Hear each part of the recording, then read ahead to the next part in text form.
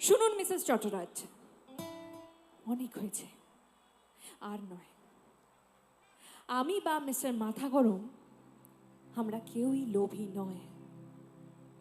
আপনার যদি এটা মনে হয়ে থাকে না, তাহলে খুব ভুল হয়েছে।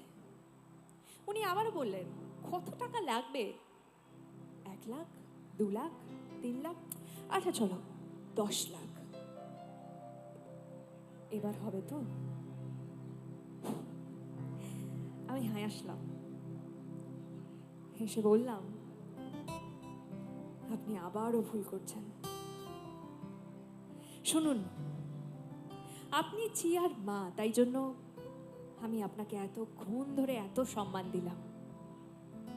আপনি যদি চিয়ার মা নাও হতেন, তাহলেও আমি আপনাকে সম্মান দিতাম। কেন জানেন? কারণ আপনি গুরুজন।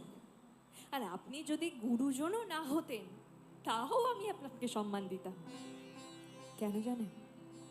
কারণ আপনি একজন মানুষ, আর আমি মানুষকে সম্মান দিতে জানি। তাই আপনাকেও এইটুকু অনুরোধ করব, আপনার নিজের সম্মান রক্ষার্থে এখান থেকে চলে যান। আর আপনার এই টাকার গরম, এটা অন্য কোথাও, পূজারিনীকে নয়। আপনি সেদিন আমায় চড় মেরেছিলেন, আমি তার কোনো উত্তর দিতে পারিনি, প্রতিবাদও করিনি।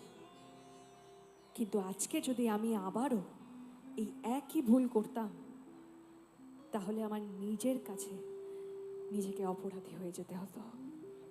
কিন্তু সেটা তো হবে না মিস্টার সুমেলা চট্টরাজ। আমার মিস্টার মাথা গরম আমার দোকানের ব্যবস্থা, এই মন্দির চত্বরের সবার ব্যবস্থা করে নেবে। আপনাকে সে কথা ভাবতে হবে না। আর আমার মনে হয় এরকম পূজারিনীর মতো অনেক মেয়েরা আছেন, যারা সমাজের সাথে এইভাবেই চক্কর দিতে থাকেন, লড়তে থাকেন প্রতিনিয়ত। তাদের জন্য আমার মা বোনের তরফ থেকে একটা জোরে হাততালি হোক। কেমন সবাই মিলে? Thank you.